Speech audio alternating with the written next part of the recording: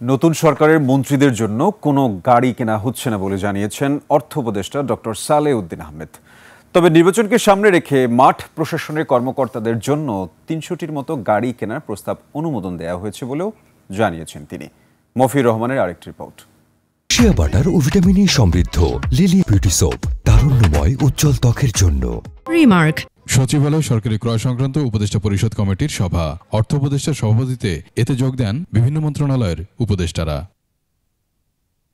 বৈঠক শেষে অর্থ উপদেষ্টা বলেন, আগামী সংসদের মন্ত্রীদের জন্য কোনো গাড়ি কেনার অনুমোদন দেওয়া হয়নি, তবে অনুমোদন দেওয়া হয়েছে আগামী জাতীয় নির্বাচনে মাঠ প্রশাসনের জন্য গাড়ি কেনার। জনপ্রশাসন থেকে এসেছিল যে ফিল্ড লেভেলে ইলেকশনের জন্য বেশ কতগুলো গাড়ি দরকার হবে, এবং ইলেকশনের সময় ভাঙ্গা গাড়ি নেওয়া 2 মাইল যাওয়ার পর পড়ে যাবে, সেটা তো আমরা অ্যালাউ করবো না।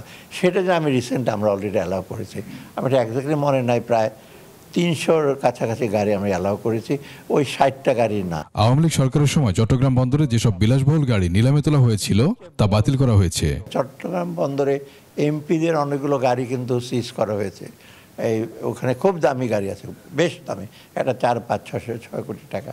সেগুলো যখন অকশন করতে গেছে এনবিআর, দাম উঠেছে 10 লক্ষ টাকা। আপনারা তো খুব বুদ্ধিমান লোক, তো ইচ্ছা করে 10 লক্ষ টাকা, 5 কোটি টাকার বাড়ি 10 লক্ষ টাকা।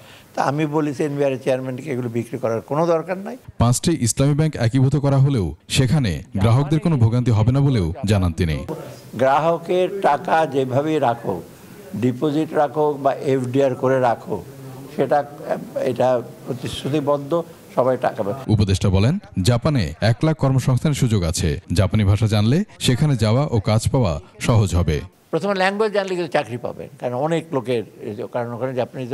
মফির রহমান, 21 টেলিভিশন, ঢাকা।